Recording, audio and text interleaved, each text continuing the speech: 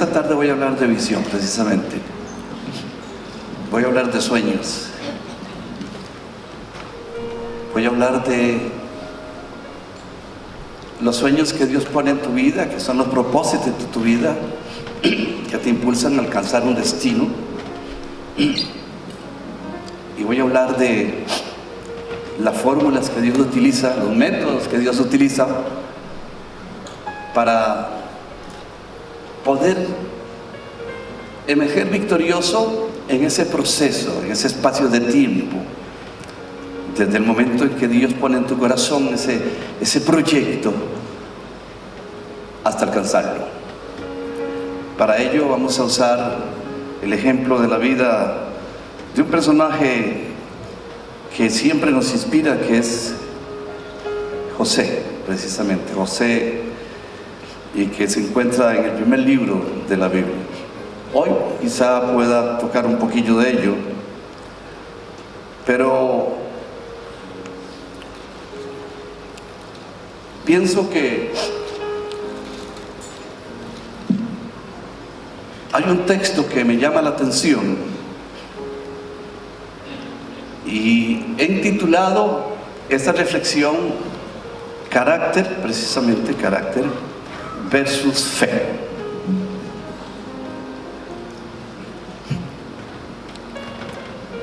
La Biblia dice, después la fe, la certeza de lo que se espera, la convicción de lo que no se ve. Y a veces no entendemos qué significa.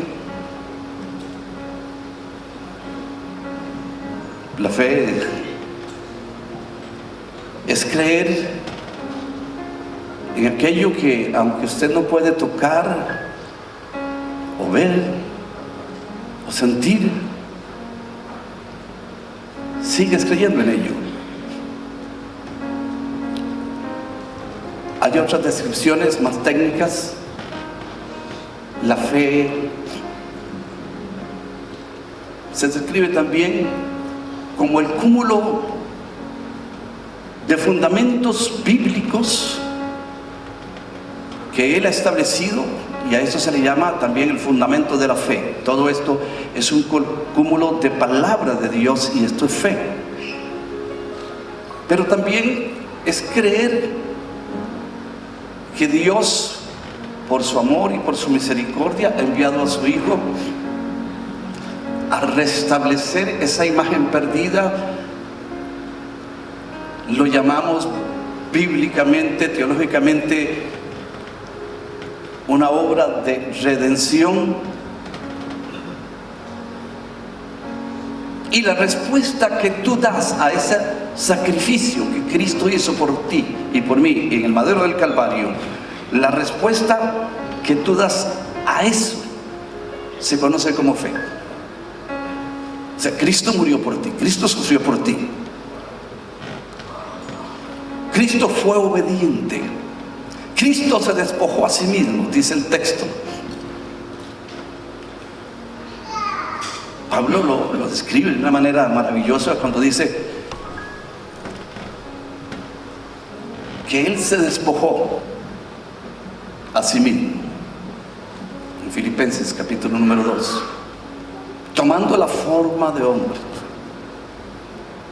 haciéndose siervo, haciéndose un dulois. Y Él aceptó esos grados de humillación, de ser el creador. San Juan lo dice y lo describe de una manera portentosa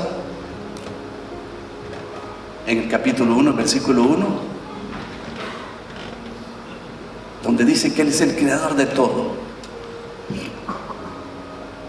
Y Él renuncia a eso para convertirse en un hombre como tú y como yo, con todas las debilidades. Y digo esto con cuidado porque muchos no lo quieren aceptar, pero si Dios le dio a Cristo otras cualidades diferentes a las que usted y yo tenemos, entonces nos engañó vilmente. Pero la Biblia dice claramente que Él fue vestido de humanidad, y aún así fue tentado, escuchen lo que dice la Biblia, en todas las cosas, pero no pecó. Y si la Biblia dice que no pecó, es porque no pecó. A diferencia de muchos de nosotros que somos sentados, este es el resultado. Cristo no pecó, vestido de toda su humanidad. Entonces Él se identificó con la debilidad del ser humano y por eso nos comprende, nos ama, nos ayuda. Y finalmente la fe es eso, la respuesta que yo le doy a Él. Al ver todo lo que ha hecho por mí, y entonces me entrego y lo adoro. Y de hecho la fe es precisamente un instrumento que Dios nos da, porque la Biblia dice que Dios es quien da la fe, y es algo que vamos a hablar hoy de esto. El carácter tú lo recibes por diseño divino. El carácter lo recibes en el momento que tú fuiste creado. El carácter lo recibes porque eres hijo de Dios, hecho a su imagen. Pero la fe viene a posteriori. La Biblia dice que a cada uno de nosotros Dios nos ha dado una medida de fe. Pues bien, en el texto que he escogido me encuentro una historia hermosísima. En Jueces capítulo 6, empezando en el versículo 1, dice este texto: y los hijos de Israel hicieron lo malo ante los ojos del Señor, y el Señor los entregó en manos de Madián por 7 años. Y la mano de Madián prevaleció contra Israel, y los hijos de Israel, por causa de los madianitas, hicieron cuevas en montes, en las cavernas y lugares fortificados. Pues sucedía que cuando Israel había sembrado, subían los madianitas, los amalecitas, los hijos del oriente, y subían y los atacaban, y campando contra ellos destruían los frutos de la tierra hasta llegar a Gaza, y no dejaban qué comer en Israel, ni ovejas, ni bueyes, ni asnos, porque subían ellos y sus ganados venían con sus tiendas en grande multitud, como langostas. Ellos y sus camellos eran innumerables, así venían a la tierra para devastarla. Y de ese modo empobrecía Israel en gran manera a causa de Madián. Y los hijos de Israel clamaron al Señor. Y cuando los hijos de Israel clamaron a causa de los madianitas, dice, el Señor envió a los hijos de Israel un varón profeta, el cual les dijo: así ha dicho Jehová, Dios de Israel, yo os hice salir de Egipto, yo os saqué de casa de servidumbre, yo os libré de la mano de los egipcios y de mano de todos los que os afligieron, a los cuales eché delante de vosotros y os di su tierra. Y os dije: yo soy Jehová vuestro Dios, no temáis a los dioses de los amorreos en cuya tierra habitáis, pero no habéis obedecido mi voz. Y vino el ángel del Señor y se sentó debajo de la encina que está en Ofra, la cual era de Joás Abieserita, hijo de Gedeón. Y su hijo Gedeón, estaba sacudiendo el trigo en el lagar para esconderlo de los madianitas. Y el ángel del Señor se le apareció y le dijo: oh, Jehová está contigo, varón esforzado y valiente. Y Gedeón le respondió: ah, Señor mío, si el Señor está con nosotros, ¿por qué nos ha sobrevenido todo esto? ¿Y dónde están todas las maravillas que nuestros padres nos han contado, diciendo: no nos sacó el Señor de Egipto, y ahora el Señor nos ha desamparado y nos ha entregado en manos de los madianitas? Pero mirándolo, el Señor le dijo: ven con esta tu fuerza y salvarás a Israel de mano de los madianitas. Señor, cautiva nuestra mente y nuestros pensamientos a la obediencia de tu palabra. Aclara nuestras facultades de comprensión. Espíritu Santo, háblanos, ministranos, enséñanos, exhórtanos, bendícenos como solamente tú puedes hacerlo. En el nombre del Señor. Amén. Es una historia que todos conocemos. El pueblo de Dios peca, desobedece a Dios, La desobediencia siempre va a traer un resultado funesto. Y en este caso la historia dice, por 7 años Dios los flageló utilizando al enemigo. Tuvieron que esconderse 7 años. Es mucho tiempo. Lo más maravilloso de esto es que cuando usted se da cuenta, dice, y a causa de esa opresión el pueblo del Señor clamó. ¿Cuánto da gloria a Dios por eso? Y Dios los escuchó. Aleluya. Hermanos, esa historia se repite una y otra vez en la Biblia. Cada vez que el pueblo de Dios, cada vez que un hijo de Dios clama, Dios va a responder. No se canse de responder, de orar, porque Dios tampoco se cansa de responder. Aleluya. Y respondió. ¿Y cómo lo hizo? De una manera clarísima. Envió un ángel, un representante directo de Dios. Muchos estudiosos de la Biblia aseguran que cada vez que aparece esa frase y el ángel de Jehová se refiere a la persona de Jesús. La cosa es que ahí estaba el inicio de una intervención sobrenatural.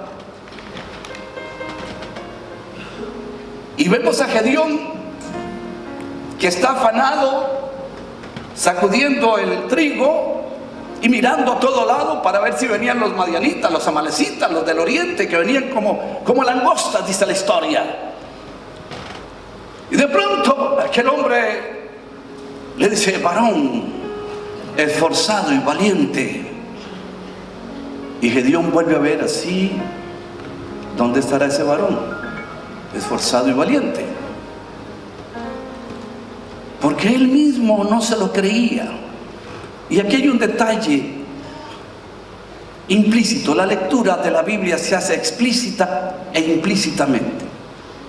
Lo explícito pues, no necesita mayor explicación, está claro. Lo explícito de esta plataforma es que está hecha de madero de pino o de ciprés, está embarnizada y es madera. Eso es lo explícito.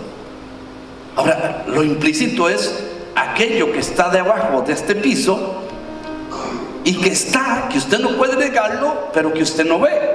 Eso se llama lo implícito. Y lo implícito es que pues este piso tiene que estar sobre algo, sobre unas vigas de madera, y esas vigas de madera sobre todo están sobre esa losa de granito. Eso es lo implícito. Y aquí tenemos una lectura implícita en este caso. Y es esto: varón esforzado y valiente.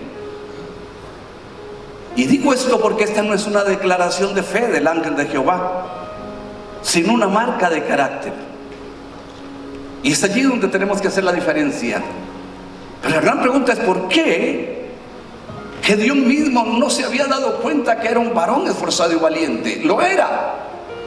Él había inspirado a muchos de su pueblo a salir a sacudir el trigo, a trabajar en el campo, a recoger las sanas, a recoger el ganado. De alguna manera él estaba arriesgando el pellejo, siempre alerta por los enemigos para huir y salvar la vida, pero de esa manera estaba arriesgándose y demostrando que había un valor, un esfuerzo que él no se enteraba.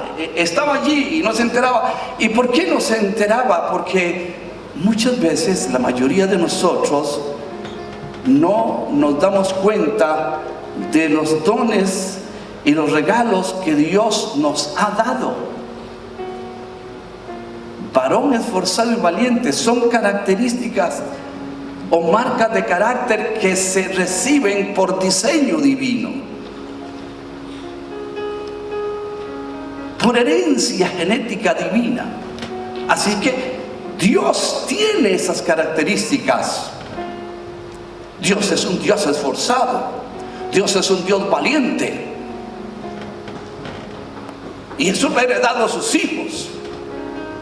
Eso lo ha heredado a cada uno de los que en esta mañana estamos aquí, Quizá no te has dado cuenta y habrán otras marcas de carácter, pero que a veces no nos enteramos, somos despistados. Lo más maravilloso de esto es que mirándole el ángel a Gedeón le dice en el verso 14, mirándole Jehová dice, ve con esta tu fuerza y salvarás a Israel de la mano de los madianitas, porque yo te envío. Es una orden, porque yo te envío. Cuando Dios nos da una orden, si nosotros obedecemos, vamos a prevalecer.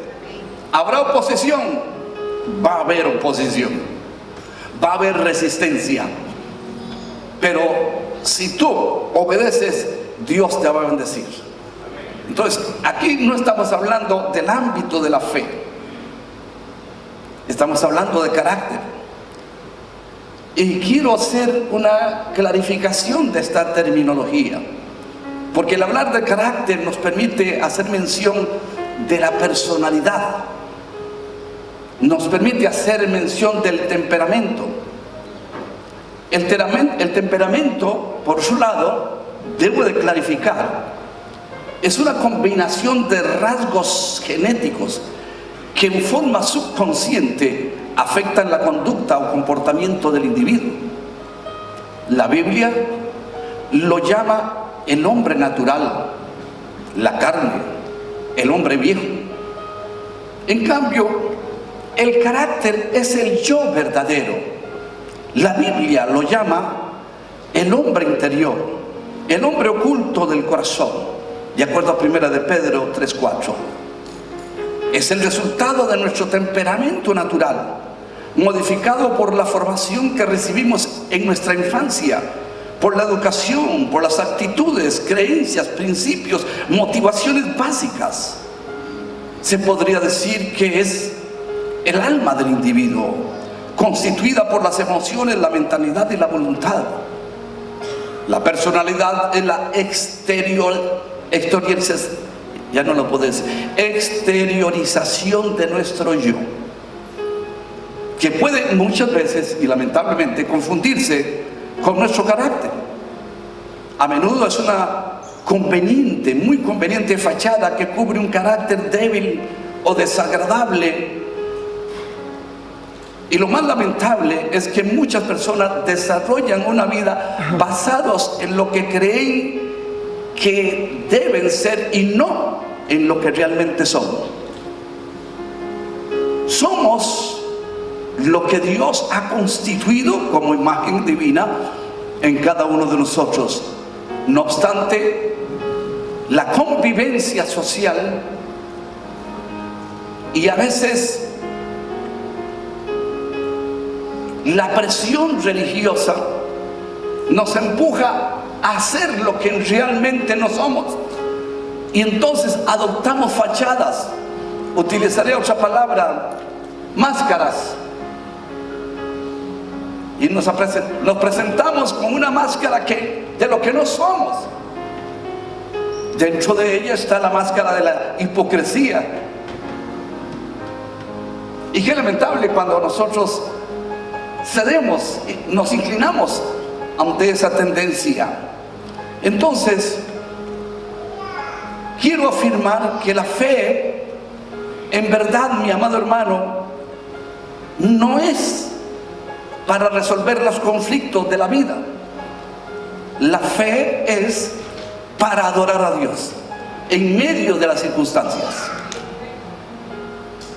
La fe es para que, a pesar de estar en conflictos, a pesar de estar en situaciones dificultosas, tu fe te permita continuar adorando y bendiciendo a Dios en medio de eso.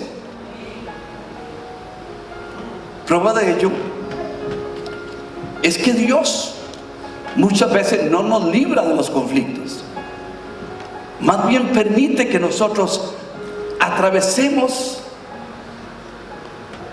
por el valle de sombra de muerte, atravesemos por conflictos. Y me he encontrado multitud de cristianos que no lo entienden así, le reclaman a Dios: Dios, ¿por qué? Si yo tengo la membresía en la iglesia Manantial de Vida. Y si tú escuchas bien la voz de Dios, el Señor podría decirte precisamente. ¿Por qué? Si usted recuerda de Deuteronomio capítulo número 8, versículo 2, dice Dios a su pueblo: y te acordarás durante todos estos 40 años por donde te ha traído el Señor tu Dios. Y escuche lo que dice: para afligirte, para probarte, para saber lo que había en tu corazón, si ibas o no a obedecer los mandamientos. En otras palabras, amado hermano, no es que Dios no sabía lo que hay en el corazón del hombre. No es que Dios no sabe lo que hay en tu corazón. Sí lo sabe. Lamentablemente, los que estamos medio despistadillos somos nosotros y no sabemos lo que tenemos en el corazón. Hasta que no tengamos una prueba dura, y entonces, lejos de dar una reflexión madura y pausada, reaccionamos en la carne. Y aquí es donde Dios quiere enseñarnos varias lecciones. ¿Por qué usted cree que Santiago dice en el capítulo número 1, versículo 2: hermanos, tened por sumo gozo cuando os halléis en medio de diversas pruebas, sabiendo que la prueba de vuestra fe produce paciencia? Y allí tenemos también otra lectura implícita. Si hay pruebas de fe, hay pruebas que no son de fe. No voy a meterme en ese rollo, es otro mensaje que tengo. Pero quiere decir que Dios permite que las pruebas vengan a tu vida y vengan a mi vida, porque es la herramienta que Dios utiliza en su taller para formar tu y mi carácter. Y poder entonces emerger victoriosos de todos los conflictos que la vida nos presenta día a día. El carácter, digo, es el terreno fértil para el desarrollo de la fe. El carácter es como la varilla de acero que da fortaleza al cemento, a las columnas. Es mi primera profesión. Ustedes fueron testigos de la construcción de este edificio. Podré recordaros que en esas paredes, en esos muros, hay columnas de concreto, de cemento, pero que en su interior tienen acero. Y es el acero lo que le da la capacidad de resistencia a las columnas y a los muros de los edificios. Cerca de mi casa acabo de terminar lo que llamamos un freeway, que es una autovía muy grande, pero elevada. Es como de unos 3 kilómetros, una autovía de 3 kilómetros elevada. Y como esa es mi profesión, yo ¿qué podría ser? Me regocijaba, me deleitaba viendo el avance diario de esas columnas enormes, cilíndricas. ¿Y qué era lo que había ahí? Primero, un armazón de varillas de acero.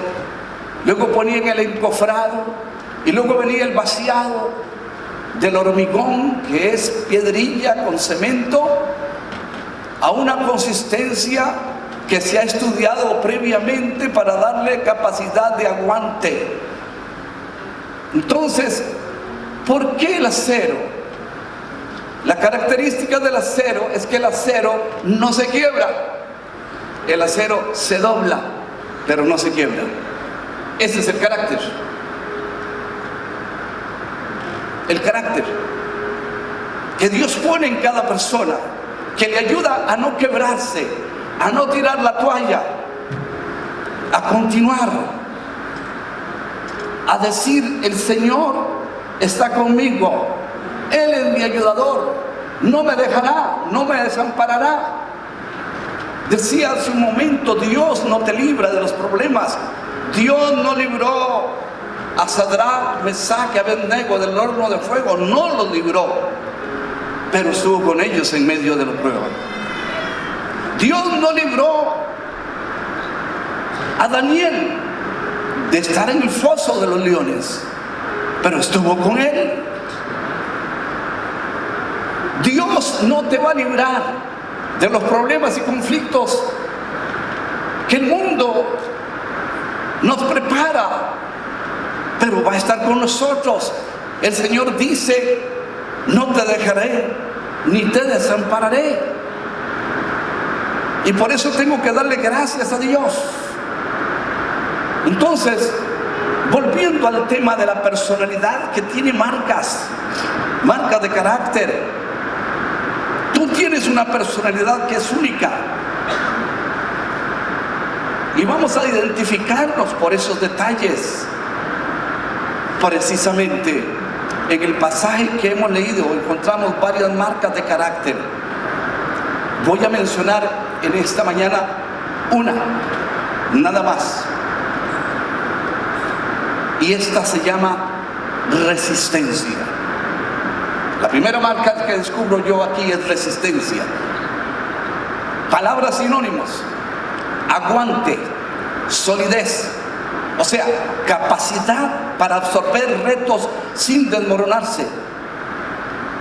Mire usted, en el texto que leímos de Jueces, capítulo 6, versículo 1 en adelante, dice que los madianitas venían, desolaban, destruían, mataban, incendiaban, robaban. Pero ahí estaba Gedeón. A pesar de los constantes saqueos a que eran sometidos por parte de los madianitas, Gedeón no se desmoronó totalmente. Él resistió, él aguantó, y así inspiraba a otros de su pueblo para permanecer alertas contra tales vejaciones. Lamentablemente, mis amados hermanos y hermanas, muchísimos cristianos hoy se desaniman mucho cuando las cosas no les salen bien.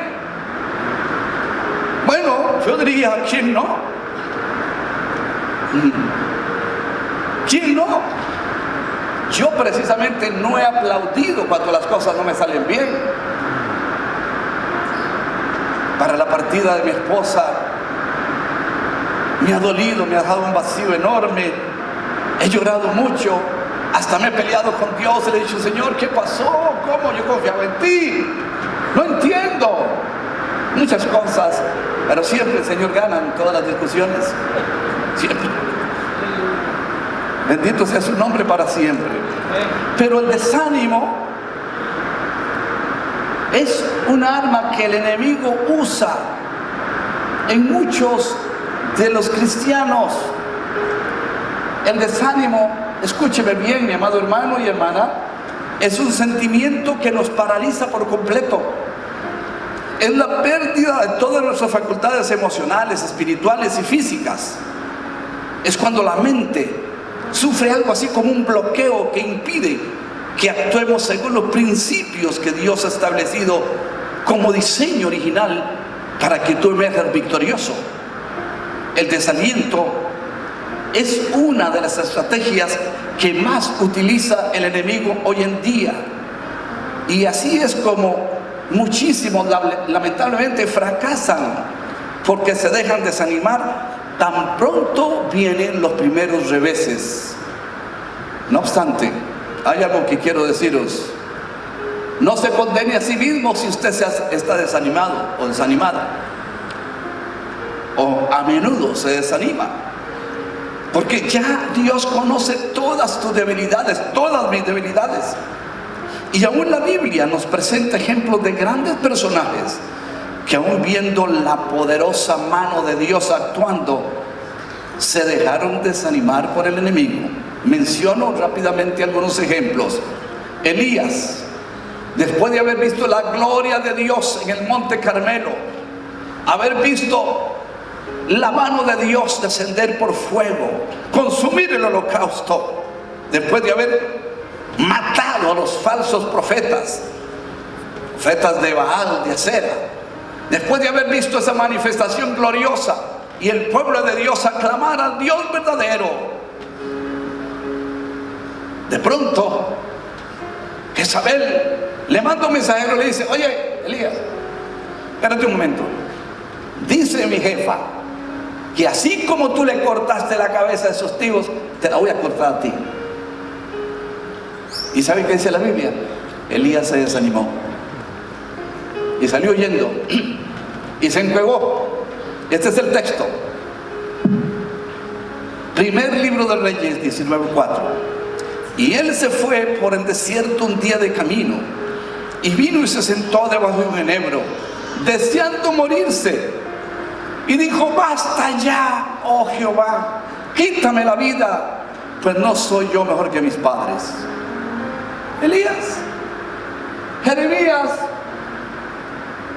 un personaje verdaderamente sobresaliente, un profeta sobresaliente de la palabra del Señor, también se desanimó. Estaba perseguido, lo metieron en la cárcel, lo metieron en un foso.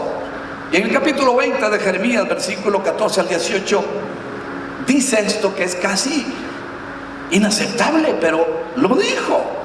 La Biblia no nos miente. Dice Jeremías: maldito el día en que nací, el día en que mi madre me dio a luz no sea bendito. Maldito el hombre que dio nuevas a mi padre diciendo: hijo varón te ha nacido, haciéndole alegrarse así mucho. Y sea el tal hombre como las ciudades que asoló Jehová y no se arrepintió. Oiga gritos de mañana, voces al mediodía. ¿Por qué no me mató en el vientre y mi madre hubiera sido mi sepulcro y su vientre embarazado para siempre? ¿Para qué salí del vientre? Para ver trabajo, para ver dolor, y que mis días se gastasen en afrenta. Oye, esto no parece un hombre de Dios, pero lo es. Lo es. Cuando nosotros batallamos dentro de nosotros con nuestra naturaleza humanocéntrica. Por eso hablábamos de un principio, de ese proceso de crecimiento, de transformación. Cuando el carácter llega a enraizarse, a erguirse como una columna firme, y a pesar de la situación que pueda sobrevenir, jamás abriríamos la boca para ello. Pero lo hacemos porque todavía estamos en el taller del Señor. Dios le dijo a Moisés: mira, envía 2 espías para que vean la tierra prometida. Uno que represente a cada una de las tribus y tráigame detalles absolutamente de todo. Ustedes conocen la historia. Y Moisés lo hizo. Y en el capítulo número 13 del libro de Números, versículo 33, así como el capítulo 14, versículo 1 al 4, dice la escritura: y también, este es el reporte que trajeron los espías: vimos allí gigantes, hijos de Anac, raza de gigantes, y éramos nosotros, a nuestro parecer, como langostas, y así les parecíamos a ellos. Aquí entra una serie de detalles impresionantemente importantes. Número 1, no solamente el desánimo, sino observar la naturaleza débil del individuo. Si usted se da cuenta, aquí tenemos un problema de apreciación. Lo que dicen los espías negativos fue esto: vimos gigantes. O sea, ¿cómo nosotros nos desanimamos por las apariencias? ¿Cómo nos engañamos por las apariencias cuando miramos algo que en realidad no es? Eso se llama apreciación.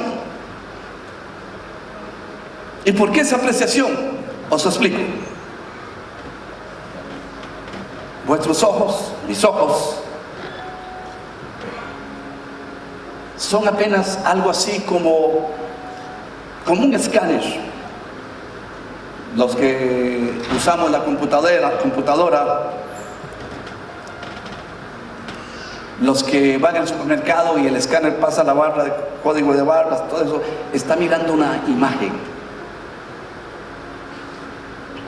Tus ojos están constituidos por 13 millones de células cónicas, se llaman células fotorreceptoras, que determinan el color, y 130 millones de células cilíndricas, que son células fotorreceptoras, que miran lo blanco y negro. Lo que hace la vista es esto: mira, observa, a color y de blanco y negro y envían eso al laboratorio. Aquí es el cerebro quien finalmente determina qué es lo que estás viendo. Y lamentablemente ese cerebro tiene unos chips. Hace poco se le encendieron unas luces a mi auto allá en Estados Unidos y lo llevé al taller y le pusieron allí el escáner y me dice el mecánico: pastor, dos sensores tienes que cambiarles. ¿Sabes qué es, hermano? Dos pequeños chips que son los que están constantemente recibiendo unas señales digitales, y si esos pequeños sensores fallan, aparece en la pantalla todo distorsionado y todo malo. Bueno, pues déjeme decirle que nosotros tenemos varios sensores aquí. Esos sensores pueden ser experiencias dolorosas del pasado,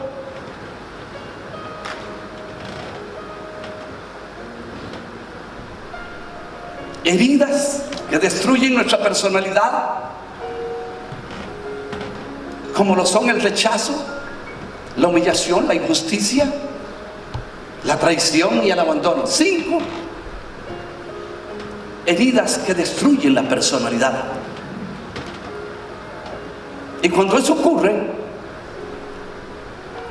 guardamos en nuestro subconsciente esas distorsiones que nos afectan para poder imprimir una foto auténticamente real de lo que estamos viendo, y más cuando intervienen esas distorsiones, el cuadro que nosotros estamos entonces finalmente aceptando es tétrico, es de raro, son gigantes. Y lo peor, nos miramos como langostas. Pobrecito, yo soy una langosta. Pero ¿a quién le vamos a creer, chiquillo? ¿A Dios o al diablo? Porque el diablo me dice que tú eres un hijo de Dios. El Hijo de Dios, Cristo Jesús, vino para daros ese valor. Dios dice en su palabra: tú eres como la niña de sus ojos. Tú eres una persona que está sentado a la diestra de Dios. Lo que Dios me dice en su palabra es que usted es una hija de Dios, usted es un hijo de Dios, usted es una persona redimida, una persona nacida de nuevo, y usted debe de creerle a Dios y no al enemigo.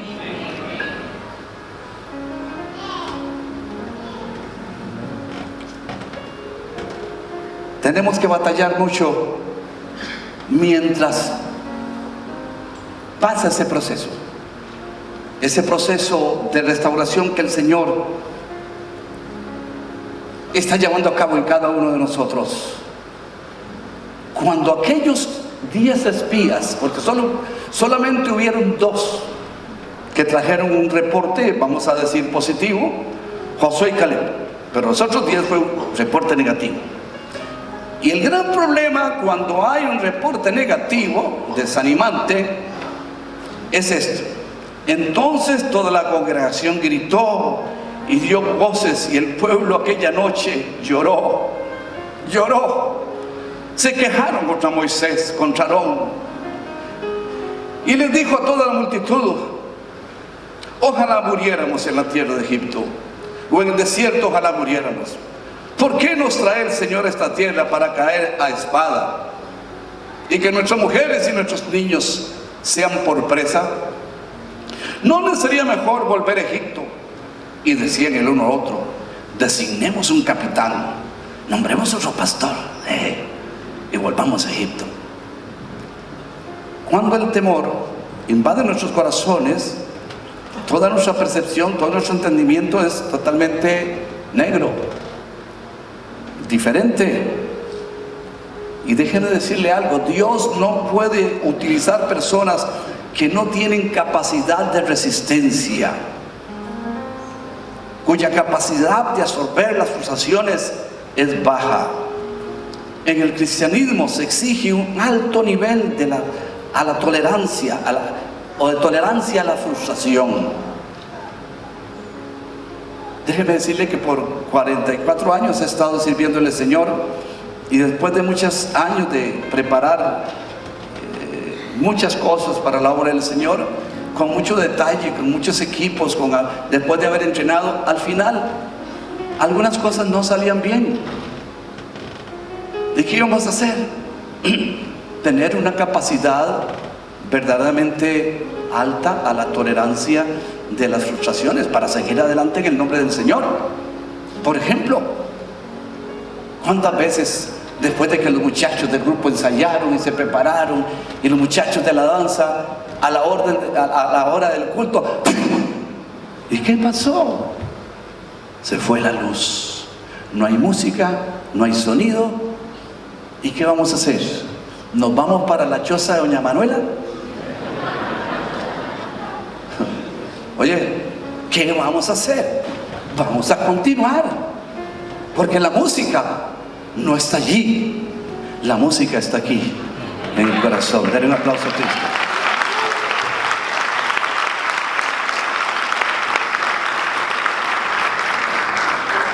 Digan conmigo, que Dios me ayude. Entonces, esa solidez que necesita el cristiano es lo que le da la capacidad de luchar, y es algo esencial para la formación y la consolidación del carácter. ¿Por qué? Porque precisamente son esas dificultades las que verdaderamente nos hacen crecer en la fe. Una manera en que Dios mide tu fe es por fuego. Mencionamos a Sadrach, Mesach, Abednego. Ellos nunca negaron su fe, sabían que era vida o muerte, pero su fe es: adoramos a Dios antes que a una estatua. Eso es maravilloso. Una de las características de los hombres de carácter que han demostrado fe, entonces, es la resistencia y el aguante. Uno de los ejemplos contemporáneos más sobresalientes es de un hombre que nació en Viena en el año 1905, durante la ocupación nazi. Él y su familia fueron llevados a los campos de concentración. Él mismo vio morir bajo el azote bestial de los nazis a su padre, a su madre, a su hermano. Solo su hermana sobrevivió al suplicio de los campos de concentración. Él fue testigo de muchísimos que prefirieron suicidarse ante las atrocidades de los seguidores de Hitler. Y él fue testigo de cuántos eran llevados a los hornos de los campos de concentración.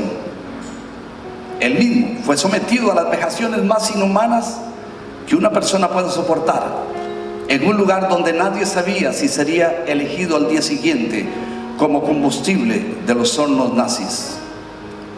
Cada día, él y algunos otros se dedicaban a ayudar a aquellos que querían suicidarse, animándoles, escuche, animándolos y haciéndoles ver, escuche este detalle, que no se dejaran derrotar por las circunstancias. Él los ponía a pensar y les decía que dentro del ser humano hay un ser espiritual, un ser interior que no puede ser afectado por lo material, que no puede ser afectado por lo externo, y que esa es la verdadera vida de la persona, y que tiene un significado y un propósito en la vida. Fue así como nació todo un tratamiento de restauración emocional en la vida de las personas, que se llamó luego logoterapia. Esta teoría consiste en creer que la naturaleza humana es motivada por la búsqueda de un propósito, de un sueño en la vida. Y aquí yo tengo que pararme y hacerles una pregunta: ¿cuál es tu sueño? ¿Cuál es tu sueño? ¿O sigues dormido? ¿Cuál es tu propósito? Porque eso Es lo que nos debe motivar. Estoy aquí cuando tengo 73 años porque tengo un sueño, porque tengo un propósito. ¿Sabe? Una mañana viajaba del supermercado a la casa, solo en mi auto. Siempre iba con ella a comprar, mi esposa amada. Y de pronto vino un dolor profundo y no aguanté. Empecé a gritar a tal grado que no podía manejar. Me orillé a la orilla de la carretera y me puse a gritar y a llorar y a pelear con Dios, y le dije: Señor, ¿por qué? ¿Por qué te la llevaste? Tantos planes que teníamos. Señor, me hizo falta con ella, me hizo falta tiempo. La mayoría de los viajes que tengo que hacer en función de mi ministerio lo hacía por tierra, conduciendo y manejando 6, 7 horas, y todo ese tiempo estábamos hablando, llorando, orando, alabando a Dios. Y aún cuando llegábamos a casa me decía mi esposa: tenemos que hablar. Yo no me cansaba de hablar con ella. Era mi amiga, mi compañera, mi amada, el amor de mi vida. Y dije: Señor, teníamos planes. Y me dice el Señor: ¿no te has dado cuenta cuándo fue que me llevé a mi sierva? Y le dije: sí, Señor, julio 7. ¿Y qué significa? Bueno, mes 7 del día 7. ¿Y qué significa? Tarea completa. Bueno, es que yo le di a mi sierva una tarea y ella ya la cumplió, y por eso la llamé a mi reposo. Pero tú no has terminado. Tú no has terminado. La tarea que yo te encomendé, no la has terminado. Hay un sueño, hay un propósito que hoy me tiene aquí. Continuar predicando la palabra, el glorioso evangelio de Cristo, hasta lo último de mis fuerzas.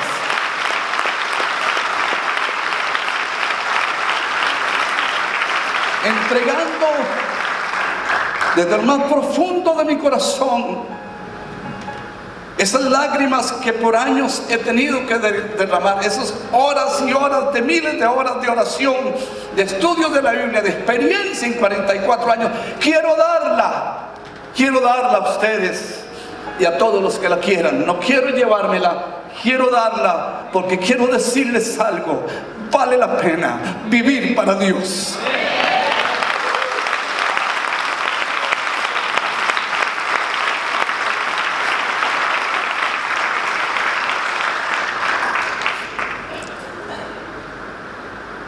En uno de sus libros, este hombre que se llama Viktor Frankl dice que él soñaba en los campos de concentración y se miraba libre, se miraba enseñando en las universidades, cosa que sucedió cuando los aliados liberaron a todos los que quedaron en los campos de concentración. Él fue libre y regresó a Viena. Es un neurólogo y un psicólogo, y empezó a enseñar cátedras en la universidad. Él lo había pensado, lo había mirado, lo había soñado, y por eso él luchó, batalló y lo logró. En uno de sus libros él escribió esto: con toda seguridad, la vida puede ser inspirada por metas y por sueños, ya que puede ser empujada por esos objetivos. Hay un objetivo divino, hay un sueño divino que Dios te ha dado.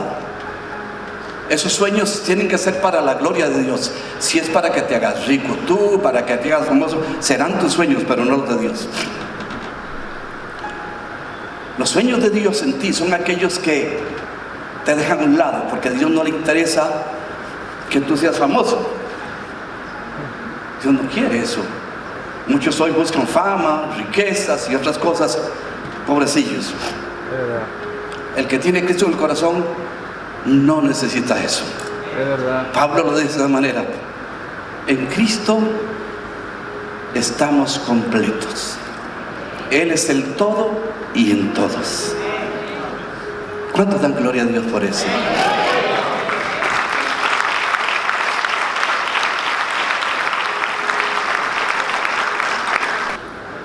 Pero Dios también le dio sueño.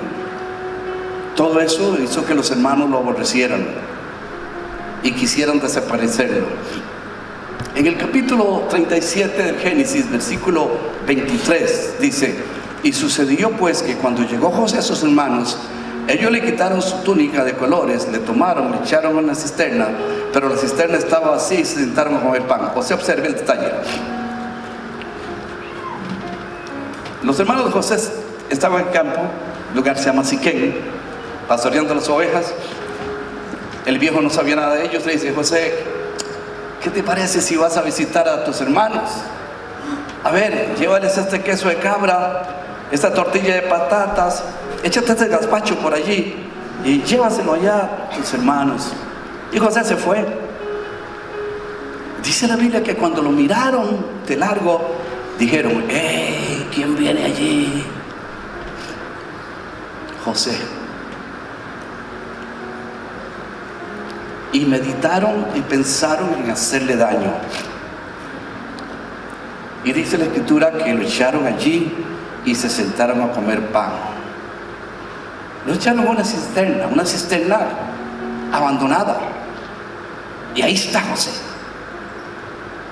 Rocas filosas y raíces que cubrían su entorno. El muchacho, que apenas tenía 17 años, yacía en el fondo, manos y pies atados, tendido sobre su costado, con las rodillas contra el pecho, apretujado en aquel feo espacio.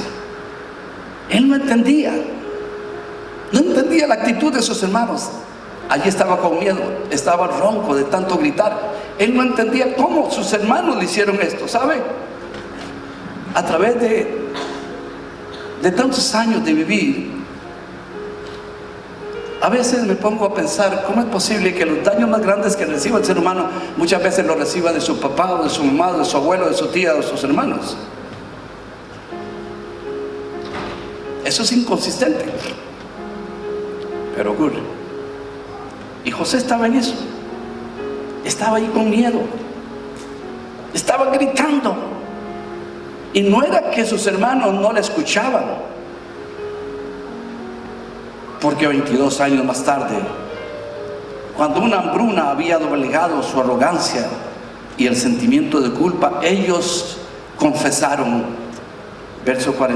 Capítulo 42, verso 21, y dicen así: vimos la angustia de su alma cuando nos rogaba y no le escuchamos. A la sombra de un sicómoro, escuchando los ruegos de José, comían pan y bebían vino. Crueles, torpes, corazones endurecidos. Les interesaba más su almuerzo que la vida de su hermano. Despreciaban al muchacho, no le podían nunca hablar pacíficamente, lo aborrecían, lo odiaban, le tenían envidia. Y aprovechando que estaba lejos de casa, lejos de la protección del viejo, sus hermanos cayeron sobre él. Verso 23 y 24 dice: y quitaron a José su túnica y lo echaron en el pozo. O sea, no solo querían matarlo, pero también desaparecer su cuerpo. Fue un plan malévolo, maquiavélico. En el verso 20 ellos dicen: diremos que alguna mala bestia lo devoró. Ahora, algo importante: el ataque lo tomó por sorpresa. ¿Qué quiero decir, mi amado hermano? Cuando usted se va a enfrentar al enemigo, cuando van a venir las pruebas, usted no se prepara para eso. No fue que en aquella mañana José se levantó y dice: papá, ¿ya está el desayuno? Es que estoy preparado para que me vayan a echar en el foso. Un hombre, ni idea. No tenía ni idea. Pero le ocurrió. Quizás sí ha ocurrido contigo. A José fue una cisterna. Quizá en tu forma, en tu caso es un diagnóstico, un accidente, una crisis familiar, una crisis económica, o quizá peor, has caído en el foso de las dudas, de la insensibilidad,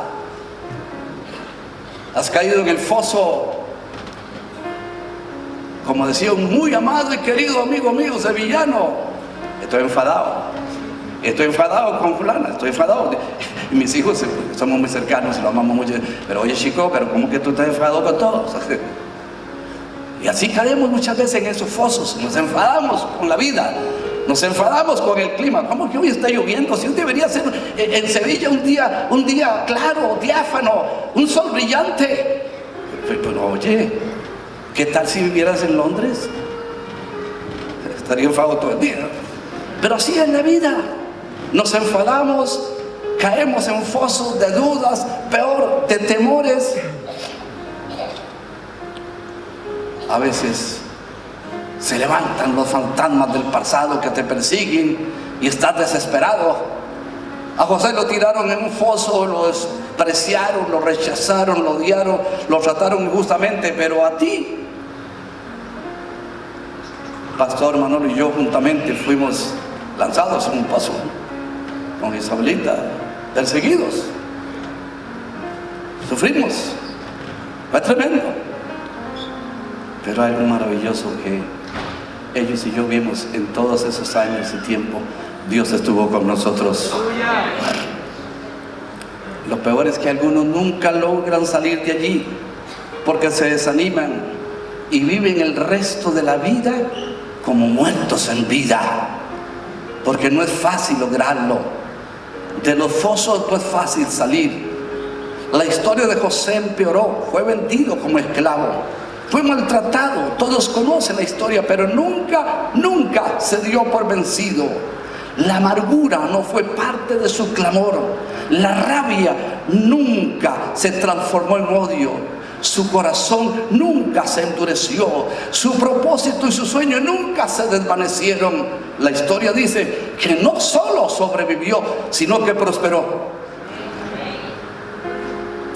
El oficial egipcio lo puso como mayordomo de su casa, el carcelero lo puso sobre todos los presos, y Faraón, la máxima autoridad del mundo conocido en aquel entonces, lo nombró su mano derecha. ¿Y sabe por qué? Porque Dios tiene un diseño de vida para cada uno. Lo tenía para José y lo tiene para ti.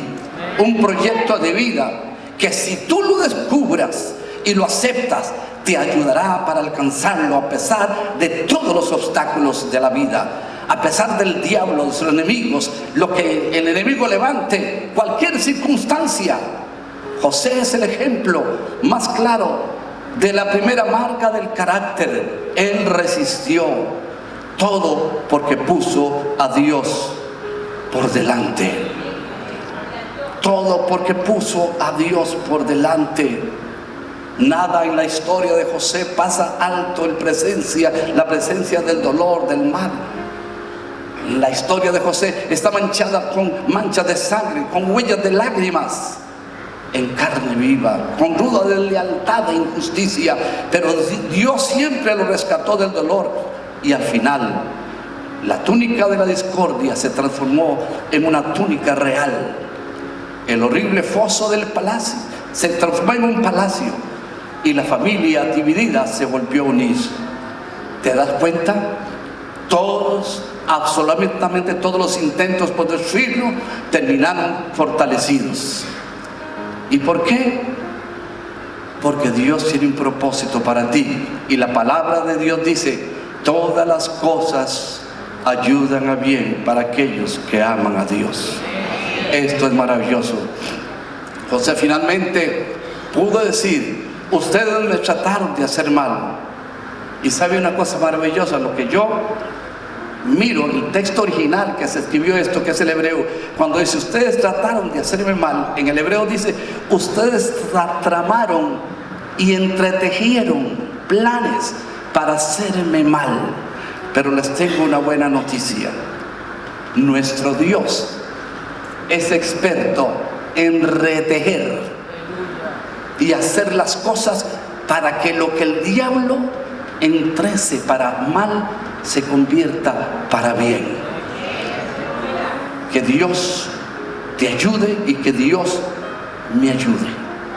Quiero concluir en esta mañana pidiéndote que te pongas en pie, pidiéndote que inclines tu cabeza, pidiéndote que por favor reflexiones sobre las palabras que se han presentado de parte de Dios para ti. Y con tu cabecita inclinada y tus ojos cerrados, escucha este poema de Mario Benedetti. No te rindas, aún estás a tiempo de alcanzar y comenzar de nuevo. Acepta tus sombras, entierra tus miedos, libera el lastre, retoma el vuelo. No te rindas, mi hermano, no te rindas, mi hermana, que la vida es así. Continúa el viaje, persigue tus sueños, destraba el tiempo, corre los escombros, destrapa el cielo. Pero no te rindas, por favor no cedas. Aunque el frío queme, aunque el miedo muerda, aunque el sol se esconda y se calle el viento, aún hay fuego en tu alma, aún hay vida en tus sueños, porque la vida es tuya y el Señor te ama, porque tú lo has querido y porque Dios te quiere, porque no hay heridas que no cure el tiempo. Abre las puertas, quita los cerrojos, abandona las murallas que te protegieron, vive la vida y acepta el reto, recupera la risa, ensaya un canto, baja la guardia, por favor, hermano, y extiende las manos, despliega las alas e inténtalo de nuevo. Celebra la vida, retoma los cielos. No te rindas, mi hermana, mi hermano, no, por favor, no cedas. Aunque el frío queme, aunque el miedo muerda, aunque el sol se ponga y se calle el viento, aún hay fuego en tu alma, aún hay vida en tus sueños, porque cada día es un nuevo comienzo, porque hoy, esta es la hora, este es el mejor momento, porque no estás solo y porque el Señor está contigo.